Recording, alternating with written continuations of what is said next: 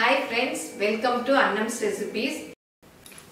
இன்னைக்கு இந்த ஜாதிப்பூ வச்சு ஜடைபிள்ளை, அதாவது ஃப்ளவர் பன்னு சொல்லலாம், பன் போல இருக்கும். அது எப்படி கோர்க்கலாம் அப்படின்னு பார்ப்போம். இது எல்லாருமே கோர்க்கலாம், ரொம்ப ஈஸியானது. பூ கட்ட தெரியாதவங்க கூட கோர்க்கலாம்.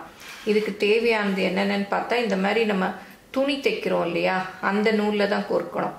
ஏன்னா பெரிய நூல்லாம் இது பண்ணால் இதோட காம்பு சின்னதாக இருக்குது, அந்து போயிடும். அதனால இந்த மாதிரி நூல் எடுத்துக்கணும். இதை அப்படியே எடுத்து 4 பட்டையாக பண்ணிக்கணும். பாருங்கள், இதை அப்படியே 4 நூல் இருக்க மாதிரி மடித்து வச்சுக்கணும். அப்போ தான் கொஞ்சம் பூ திக்காக நிற்கும். நான் அந்த மாதிரி எடுத்து வச்சுருக்கேன். பாருங்கள், எடுத்து இந்த நம்ம துணி தைக்கிற ஊசி இருக்கு இல்லையா, அதில் தான் நம்ம கோர்க்கணும் இந்த நூலை. ஏன்னா இதை பெரிய ஊசியிலெல்லாம் கோர்த்தோன்னா பூ பிஞ்சு போயிடும். ஏன்னா சின்ன காம்பாக இருக்கு இல்லையா, அதனால இது துணி தைக்கிற ஊசியில் தான் இதை கோர்க்கணும். இப்போ எப்படி கோர்க்கலான்னு பார்ப்போம். ஃபஸ்ட்டு இந்த மாதிரி ரோஸ் இருக்குது பாருங்கள், அதோடைய காம்பை கொஞ்சம் வெட்டிக்கோங்க. ஏன்னா அப்போ தான் பூ நகர்ந்து வராமல் இருக்கும். இல்லாட்டி நம்ம இந்த ஜாதிப்பூ கோர்க்கரிச்சு அது அப்படியே நகர்ந்துட்டே வரும், டைட்டாக நிற்காது. இதை நம்ம ஃபஸ்ட்டு பண்ணிட்டோன்னா பூ நகராமல் அப்படியே நிற்கும். அப்புறம் நம்ம கோர்த்த பிறகு இதை கட் பண்ணி எடுத்துடலாம். இந்த மாதிரி கோர்த்துக்கணும். கோர்த்துட்டு ஜாதிப்பூவை எடுத்து சென்டரில் அப்படியே கோர்க்கணும். எல்லா பூவும் ஒரே பக்கமாக இருக்க மாதிரி கோர்க்கணும். நான் முதல்ல ஒரு வீடியோவில் மல்லிகைப்பூவை அப்படியே மாலை மாதிரி கோர்க்கறது கூட காமிச்சிருக்கேன். அதோட லிங்க்கும் கீழே கொடுக்குறேன், பாருங்கள். இப்போ பாருங்கள், காமிக்கிறேன். இந்த மாதிரி ஊசியில் கோர்த்துக்கணும்.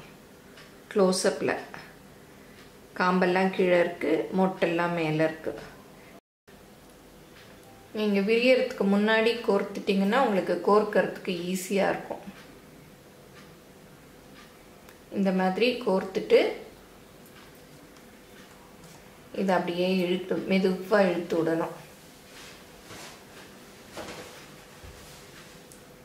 பாருங்க, இதுக்காக தான் நகராமல் இருக்கும். அதுக்காக தான் இந்த ரோஸோடைய காம்பை நம்ம கோர்த்து இங்கே வச்சுருக்கோம். இந்த மாதிரி கோர்த்துட்டு இதை மெதுவாக அப்படியே இழுத்து விடணும்.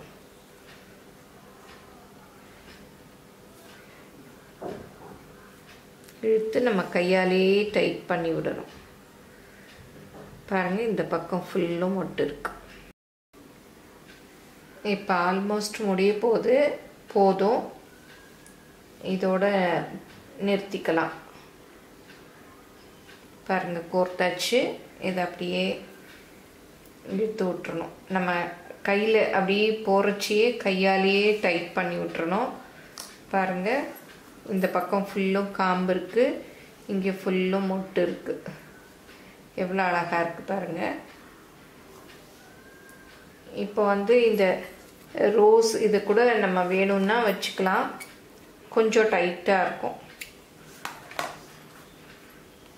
ஃபஸ்ட்டு பண்ணோம் இல்லையா, அதே மாதிரி கொஞ்சம் இது திக்காக இருக்கிறதுனால பூ நகராமல் அப்படியே இருக்கும்.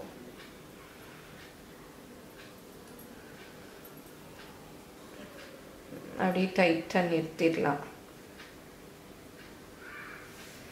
இப்போ இது ரெண்டையும் முடிச்சு போட்டுறணும். இப்போ கட் பண்ணிக்கலாம். இந்த அளவு நூலை இந்த அளவு விட்டுட்டு இதை கட் பண்ணிவிட்டு, இதில் வேணால் கொஞ்சம் இதெல்லாம் கூட கட் பண்ணி விட்டுடலாம், ட்ரிம் பண்ணி விட்டுலாம்.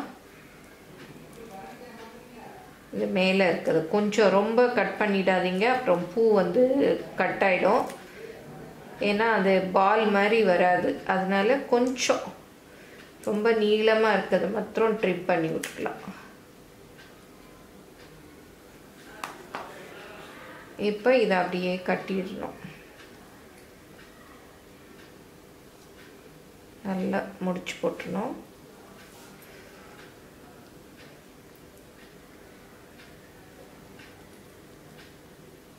போட்டுட்டு இன்னொரு முடிச்சு.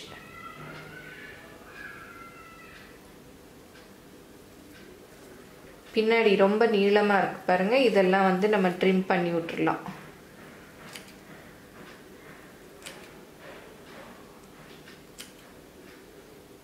அப்போ வந்து நல்ல ரவுண்டாக இருக்கும். ஜாதிப்பூவில் ஜடைபிள்ளை சூப்பராக ரெடி ஆயிடுச்சு. பின்னலில் கட்டுறதா இருந்தால் இந்த நூலை வச்சு அப்படியே கட்டிக்கலாம். 2 பக்கம் இருக்கு இல்லையா. இல்லை தலையில் நம்ம சும்மா வச்சுக்க போகிறதா இருந்தால் இந்த மாதிரி நூலுக்குள்ளேயே சேஃப்டி பின் இருக்கு இல்லையா, நம்ம சாரீக்கெல்லாம் யூஸ் பண்ணுவோம் இல்லையா, அதை இப்படியே விட்டுட்டு இதை வந்து அப்படியே நம்ம தலையில் வந்து குத்திக்கலாம். குத்திக்கிட்டிங்கன்னா இந்த மாதிரி இருக்கும். இதை வந்து நீங்கள் தலையை அலங்காரம் பண்ணுறோம் இல்லையா, அதில் கூட சென்டரில் வச்சுக்கலாம். கல்யாணத்துக்கெலாம் பண்ணுவோம் இல்லையா, அப்போ கூட இந்த மாதிரி செஞ்சு சென்டரில் வச்சுக்கலாம். இல்லை நம்ம சும்மா கூட தலையில் வந்து வச்சுக்கலாம்.